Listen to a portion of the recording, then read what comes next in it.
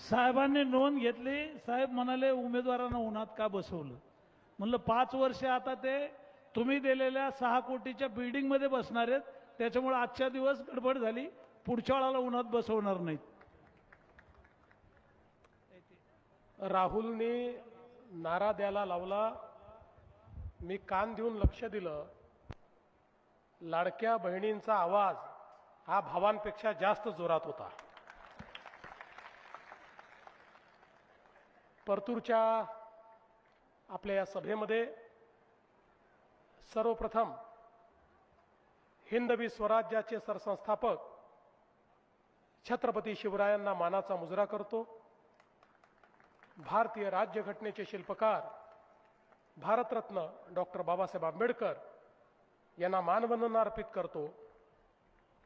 आणि आज आपल्याला मार्गदर्शन करण्याकरता मंचावर उपस्थित असलेले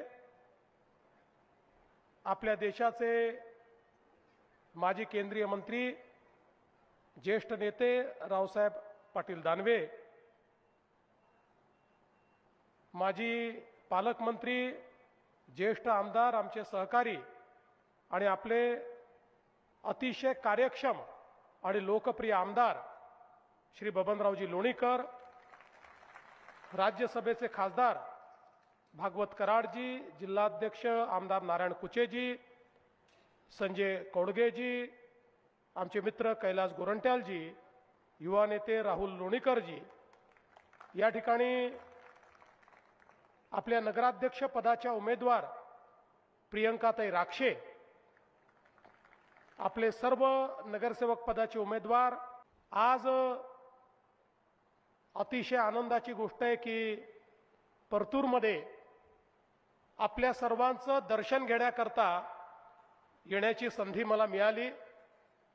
आणि बऱ्याच दिवसांनी परतूरला आल्यानंतर मी बबनराव लोणीकरांचं मनापासून अभिनंदन करतो की त्यांनी परतूर शहराचा चेहरा मोहरा बदलवला. हे खरं आहे की मागच्या निवडणुकीच्या वेळी ज्यावेळेस मी आलो होतो आणि त्यावेळी बहिणी पण उभ्या होत्या आणि बबनरावनी सांगितलं की आता आम्ही नगरपालिका निवडून आणतोय आणि आम्हाला तुम्ही 500 कोटी रुपये विकासाकरता द्या. आणि मी त्यावेळेस घोषणाही केली की तुम्ही निवडून आणा, तुम्हाला मी निधीची कमतरता पडू देणार नाही. काही कारणाने या ठिकाणी निवडणूक एका साईडला गेली आणि नगराध्यक्ष पदाचे उमेदवार आपल्या हारल्या. पण तरी देखील बबनराव थांबले नाहीत. बबनरावनी सांगितलं ठीक आहे, जरी आत्ता आमची पत्नी किंवा भाजपचा उमेदवार निवडून आला नसेल तरी देखील हे शहर माझं आहे आणि म्हणून तुम्ही जो शब्द दिलाय तो शब्द तुम्ही पूर्ण करा. आणि बबनरावनी 500 कोटीच्या ऐवजी 700 कोटी रुपये या शहराकरता माझ्याकडनं नेले.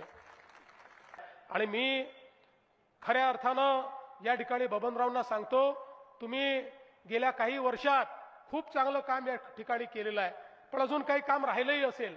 आता मला हा विश्वास आहे की यावेळी तर जनतेने हा निर्णय केलेला आहे की काहीही झालं तरी परतूरमध्ये भारतीय जनता पक्षाचाच अध्यक्ष आणि बॉडी आणायची. आणि मी देखील तुम्हाला आश्वस्त करण्याकरता आलो आहे. बबनराव, आता तुम्ही तर पुढची आपली घोषणाच केली आहे, त्यामुळे तुमच्याऐवजी राहुलला सांगून देतो की जरा राहुल एक चांगला आराखडा या ठिकाणी आपल्या नगराध्यक्षांच्या नेतृत्वात या परतूरचा सर्वांगीण विकासाचा आराखडा तुम्ही तयार करा. जसा मागच्या वेळेस शब्द देऊन पूर्ण केला तसा यावेळीही तुमचा आराखडा हा पूर्ण करण्याचा काम मी करेन. तुमचा आराखडा पूर्ण करण्याची जबाबदारी ही मी स्वतः माझ्याकडे घेतो. हे निश्चितपणे परतूरला आपण या मराठवाड्यातलं एक अतिशय आयडियल शहर म्हणून या ठिकाणी प्रस्थापित करायचं आहे. आपण बघा, मागच्या काळामध्ये विधानसभेच्या निवडणुकीमध्ये आपण प्रचंड आशीर्वाद दिला, भरघोस मतं दिली.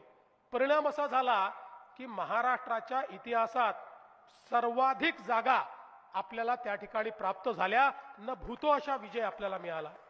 आणि आपल्याला विजय मिळाल्याबरोबर आमच्या काही मित्रांनी, काही विरोधकांनी सांगणं चालू केलं की आता बघा भाजपला आणि महायुतीला इतक्या जागा मिळाल्या की आता हे पहिलं काम करणार आणि लाडकी बहीण योजना बंद करणार. आता 1 वर्ष परवा आम्हाला निवडून येऊन झालं, लाडकी बहीण योजना चालूच आहे. आणि माझ्या लाडक्या बहिणींना मी सांगतो, जोपर्यंत तुमचा देवाभाऊ मुख्यमंत्री आहे लाडकी बहीण योजना बंद होणार नाही, ती सुरूच राहील. पण मी प्रियंकाताई तुम्हाला सांगतो, तुमच्यावर एक जबाबदारी टाकून जातो. आता केवळ लाडक्या बहिणी करून मला या ठिकाणी समाधान नाही आहे. आता माझ्या परतूरच्या लाडक्या बहिणींना लखपती दिदी तुम्हाला बनवायचं आहे. त्यांना सगळ्यांना लखपती दिदी करण्याची जबाबदारी मी तुम्हाला देतोय. कारण आता मोदीजींनी सांगितलंय की आपल्या सगळ्या बहिणींना लखपती दिदी बनवायचं आहे. मला सांगताना आनंद वाटतो, मागच्या वर्षी आम्ही ठरवलं होतं महाराष्ट्रामध्ये 1 कोटी लखपती दिदी बनवायच्या. आतापर्यंत 50 लाख बहिणींना आम्ही लखपती दिदी बनवलेला आहे. आणि आता 1 कोटीचा जो आम्ही आकडा ठेवलेला आहे तो कदाचित पुढच्या वर्षीपर्यंत पूर्ण करू आणि मग पुन्हा नव्याने आकडा घेऊ. त्यामुळे पुढच्या काळामध्ये आमच्या बहिणीच आपल्या संसाराची चाकं योग्य प्रमाणे चालवणार आहेत आणि त्यांच्या भरोशावर या महाराष्ट्राची अर्थव्यवस्था मजबूत करण्याचं काम आम्ही निश्चितपणे केले. त्या 2 तारखेला निवडणुका आहेत. 2 तारखेला कमळाची काळजी तुम्ही घ्या. 2 तारखेनंतर तुमची काळजी 5 वर्ष आम्ही घेऊ, हा विश्वास तुम्हाला देतो. आमच्या प्रियंकाताई राक्षे आणि आमच्या सगळ्या उमेदवारांना आपण या ठिकाणी निवडून द्यावं एवढीच विनंती करतो आणि माझं बोलणं संपवतो. धन्यवाद. जय हिंद, जय महाराष्ट्र. धन्यवाद देवाभाऊ.